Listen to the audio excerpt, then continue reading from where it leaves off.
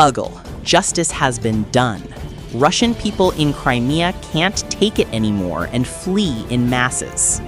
The situation in Crimea has reached a critical breaking point. Once a symbol of Russian control and a strategic fortress in the Black Sea, the peninsula has transformed into a landscape of fear, instability, and panic. Civilians and military families are fleeing in unprecedented numbers. Explosions, drone strikes, and repeated missile attacks have left the population terrified, while the Black Sea region, previously seen as a pillar of Moscow's authority, is collapsing psychologically, militarily, and economically. Military installations are under relentless pressure. Radar stations, air defense batteries, and naval bases are either destroyed or in constant emergency status. Recently, a key radar linked to the S-400 system, essential for early warning and target acquisition, was neutralized. This event marks a serious blow to Russian surveillance capabilities, effectively blinding the peninsula to potential aerial attacks over hundreds of kilometers. Without this coverage, missiles can strike, drones can infiltrate, and the Russian military's reaction time is severely limited.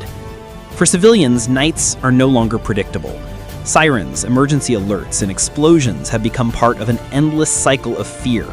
Families in Simferopol, Sevastopol, and Yalta sleep in basements, prepare evacuation kits, and monitor the skies for drones. The psychological toll is immense. Sleepless nights, chronic anxiety, and a sense of helplessness dominate everyday life. High-ranking Russian military officers have evacuated their families, signaling that even those tasked with defending Crimea no longer perceive it as safe. The Russian Navy is also under attack.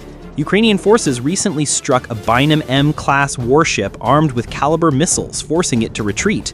This limits not only Russia's ability to project power from Crimea, but also the mobility of the Black Sea Fleet, which is now forced to remain closer to eastern harbors to survive. Remaining off Crimea's coast involves not just logistical management, but survival calculations. Ukrainian surveillance via drones and naval UAVs continues to restrict the fleet's operations, pushing it further east and shrinking its operational reach. Civilians feel the impact of these military attacks in daily life. Internet blackouts, officially for security reasons, have disrupted commerce, card payments, and ATM operations.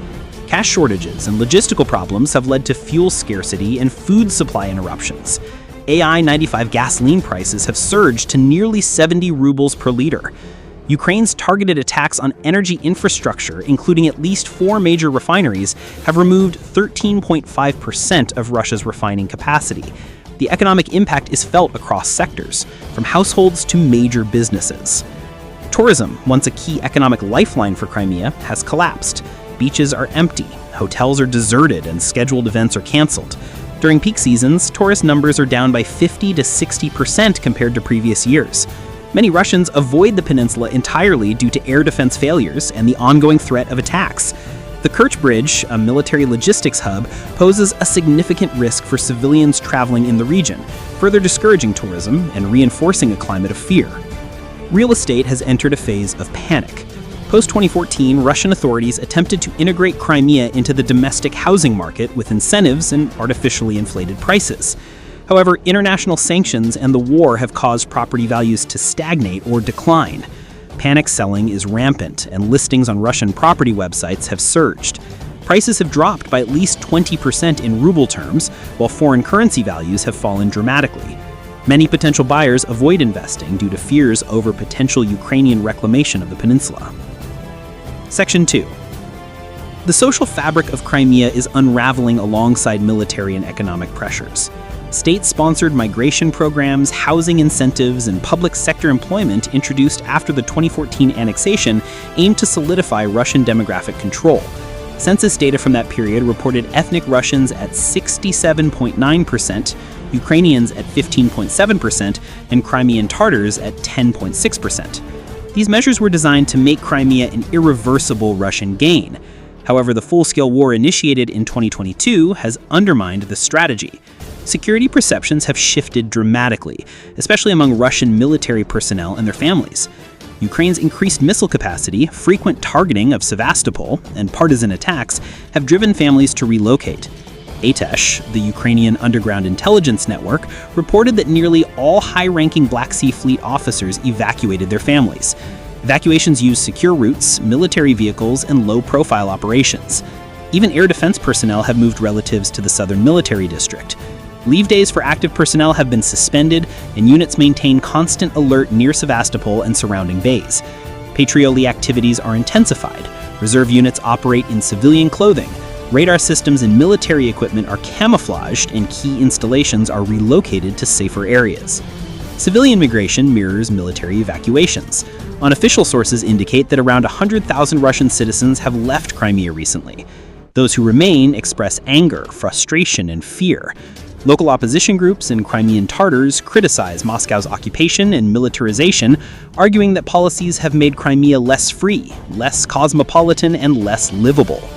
Irina, a 35-year-old resident of Yalta, explains her despair. There is no freedom. There are no options left. We are no longer safe. It's a life we didn't choose, forced upon us. The collapse of daily life in Crimea has made normal routines impossible. Grocery stores operate under strain, facing shortages of basic goods such as flour, sugar, and cooking oil. Supermarket shelves, once filled with imported snacks and household products, now sit half empty, replaced with locally produced alternatives that fail to meet demand. Lines form outside major stores at dawn as residents scramble to secure supplies before they run out. Delivery services are unreliable due to constant security checks, and transport delays often leave perishable items to spoil before they reach stores. Residents now barter goods or rely on personal networks to source essentials, a stark contrast to Crimea's pre-war economy, which boasted a steady flow of goods and international trade. Fuel shortages further complicate the crisis. Long queues at gas stations stretch for blocks, with limits on daily purchases enforced by local authorities. Drivers wait hours for small amounts of fuel, often restricted to 20 liters per vehicle. Public transportation has reduced services to conserve fuel, forcing commuters to walk long distances or risk crowded minibuses. For those planning to flee Crimea, the scarcity of fuel makes escape a calculated risk. Many families are forced to abandon vehicles and travel light, carrying only what they can fit into small bags. Electricity and water supplies remain unstable. Ukraine's strikes on energy infrastructure have created rolling blackouts lasting up to 12 hours in some districts.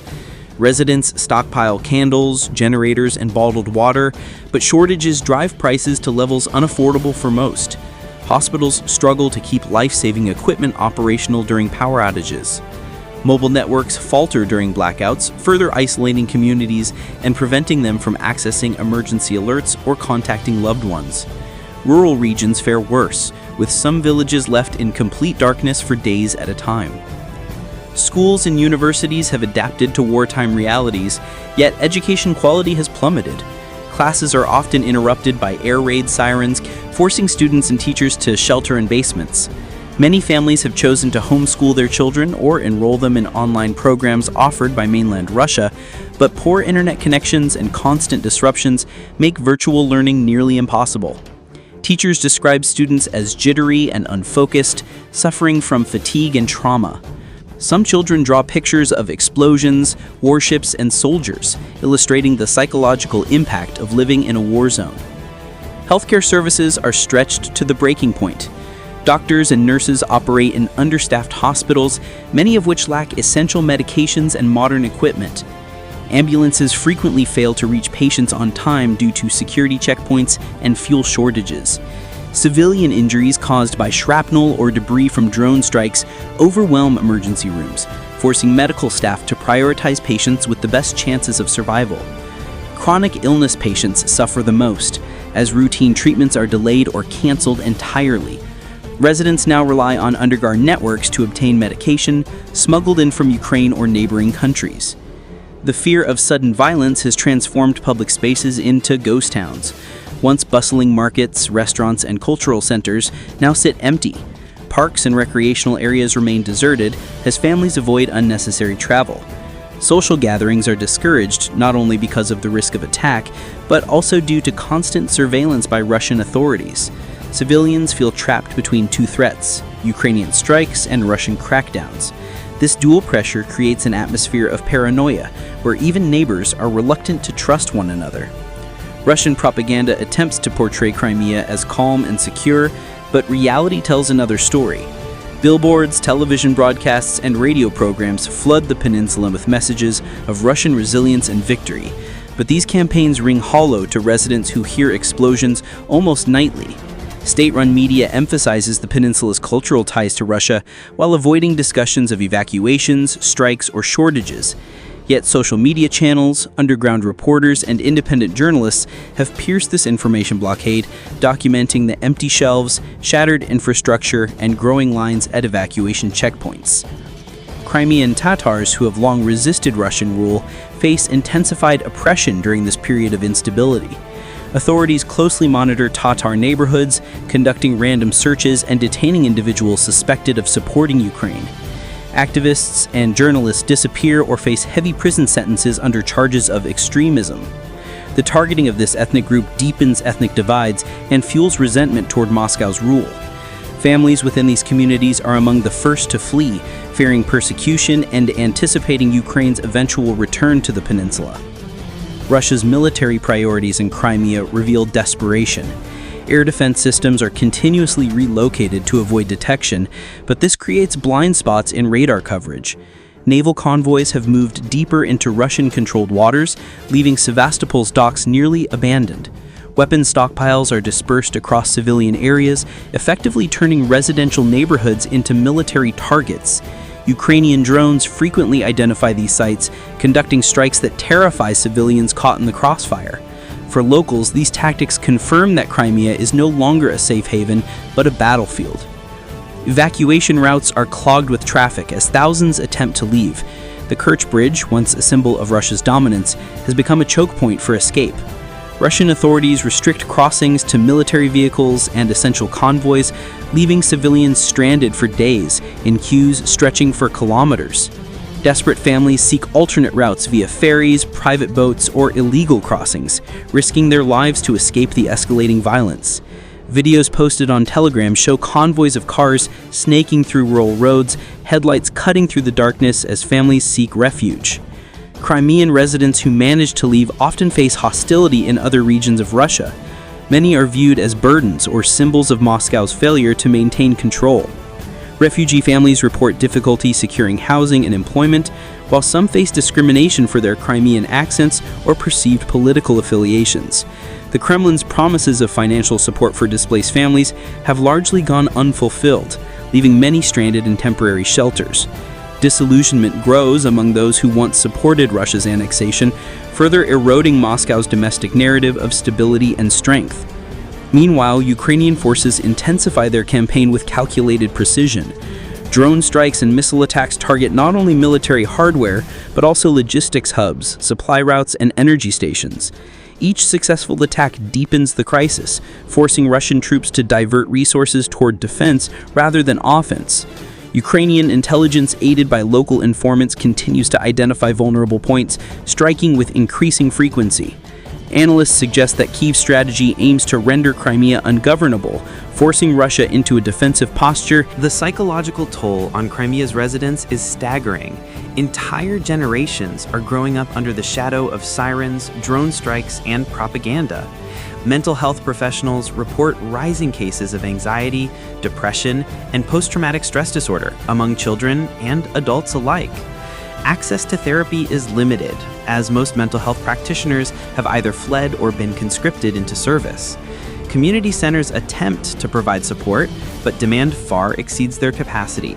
Stories circulate of children refusing to sleep alone, families keeping go bags by the door, and elderly residents carrying identification documents at all times in case of sudden evacuation or detention. Daily life has become a careful calculation of risks. Residents plan shopping trips around expected drone flight schedules, avoid crowded areas, and leave windows taped to minimize shattering during blasts. Parents teach children to recognize the sounds of incoming missiles and drones, turning survival into an instinctual skill. Even schools conduct regular evacuation drills, while many basements double as classrooms. For those unable to leave Crimea, survival has become the central focus of every day. Religious communities also feel the weight of war and occupation. Churches, mosques, and synagogues attempt to maintain a sense of hope, yet they face intense scrutiny from Russian authorities. Religious leaders who refuse to endorse the Kremlin's narrative risk harassment or imprisonment. In some cases, places of worship are repurposed for military use, turning sacred spaces into storage facilities or command posts. These measures deepen resentment and fuel a growing underground resistance movement that sees Crimea's liberation as inevitable. Meanwhile, Russian authorities attempt to maintain control through fear. Road checkpoints are heavily fortified, with armed personnel searching vehicles and interrogating travelers. Civilian curfews restrict movement at night, creating a sense of imprisonment. The atmosphere in urban centers is one of militarization, where armored vehicles patrol residential areas and surveillance cameras monitor every street. Even the simplest acts, posting a photo online, speaking Ukrainian in public, or criticizing the Kremlin, can lead to arrest. Families whisper their grievances in private, aware that neighbors may act as informants. Despite the Kremlin's strict measures, resistance continues to grow. The Ukrainian underground movement, Atesh, has become a formidable force in Crimea, conducting sabotage operations and gathering intelligence for Kyiv. Explosions targeting Russian military convoys, communication lines, and power stations are attributed to this network. Russian forces respond with mass arrests and intimidation campaigns, but these tactics only deepen local resentment. Civilians increasingly sympathetic to Ukraine secretly provide supplies, shelter, and intelligence to resistance fighters, further destabilizing Moscow's grip on the peninsula. The economic collapse compounds these tensions. Businesses that once thrived on tourism and trade are closing their doors, leaving entire families without income. Restaurants and hotels sit abandoned, their once bustling dining rooms and lobbies now collecting dust.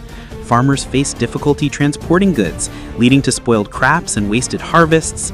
Crimean wines, despite their recent surge in popularity, are largely inaccessible to local residents due to skyrocketing prices. Inflation eats away at savings, forcing families to choose between food, fuel, or medicine. Local authorities attempt to downplay the severity of the crisis, but their reassurances ring hollow. State-run news channels broadcast footage of festivals, parades, and community celebrations, yet these events are heavily staged. Behind the cameras, streets remain empty, and fear dominates daily life. Independent journalists who attempt to report the truth face harassment, arrest, or even disappearance. Telegram channels and encrypted messaging apps have become lifelines for accurate information, with residents relying on citizen journalists to track airstrikes, road closures, and evacuation routes. Internationally, Crimea has become a focal point of geopolitical tension. Western nations increase their support for Ukraine, supplying advanced weaponry and intelligence to aid its operations. Sanctions continue to cripple Russia's economy, further limiting its ability to sustain military operations.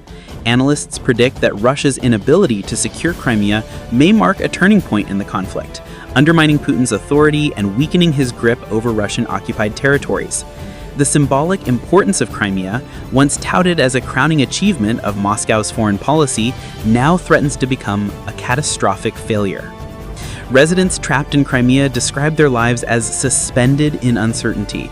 Many have packed their belongings, waiting for a safe moment to escape, while others resign themselves to enduring the occupation.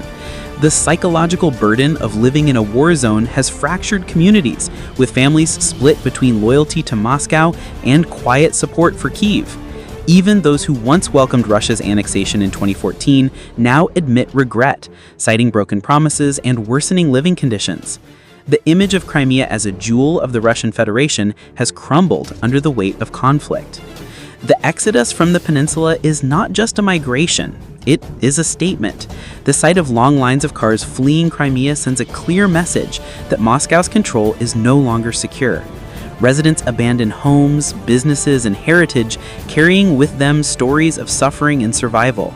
Their departure is both a physical and symbolic rejection of Russian rule, signaling a deep erosion of Moscow's authority. Satellite imagery of traffic jams at the Kerch Bridge have become a viral representation of panic and desperation, illustrating the scale of the humanitarian crisis unfolding. The Kremlin's desperation is evident in its response. Military recruitment campaigns intensify, targeting young men with promises of high salaries and housing. Posters and billboards across Crimea display slogans such as "Defend the Motherland" and "Crimea will always be Russian." Yet these campaigns fail to inspire confidence. Instead, they serve as grim reminders of the reality awaiting recruits: frontline deployments, grueling conditions, and high casualty rates. Reports of mass desertions and refusals to fight have begun to surface, undermining morale within Russian ranks. The militarization of Crimea is also evident in its infrastructure. Roads are lined with checkpoints, anti-aircraft systems, and camouflage convoys. Sevastopol, once a scenic port city, now resembles a fortress. Its iconic waterfront has been transformed into a militarized zone, with warships anchored in defensive positions and radar towers dominating the skyline. Entire districts have been cordoned off for military use, displacing families who once called these neighborhoods home. The constant presence of soldiers creates an atmosphere of tension, reinforcing the perception that Crimea is a territory under siege rather than a peaceful resort destination. Ukrainian drone strikes add to this image of vulnerability. Footage released by Kyiv shows precise hits on Russian ammunition depots, fuel storage facilities, and radar systems. These attacks are not random, but carefully planned, demonstrating Ukraine's increasing ability to strike deep within occupied territories. Each strike sends shockwaves through Moscow's military establishment, challenging the narrative of an impenetrable Crimean stronghold. For Crimeans, every explosion reinforces their sense of isolation. Families huddle together in basements, counting the seconds between sirens and blasts. Parents attempt to shield children from the horrors outside, but fear permeates even their safest spaces. The sound of drones buzzing overhead has become as familiar as birdsong, a grim reminder of the war's constant presence. Despite the hardships, many residents quietly support Ukraine's campaign, seeing it as a path to eventual liberation, even if it means enduring further suffering in the short term. The erosion of Russian control in Crimea is now undeniable. Military analysts point to the Kremlin's inability to secure supply chains, protect critical infrastructure, or maintain civilian morale. Each passing day sees Moscow's grip weaken, not only due to Ukrainian strikes, but also because of internal dissent and logistical failures. The once celebrated annexation of Crimea has become a political liability for Putin, symbolizing overreach and miscalculation. The peninsula that was meant to be a trophy of Russian resurgence is now a bleeding wound.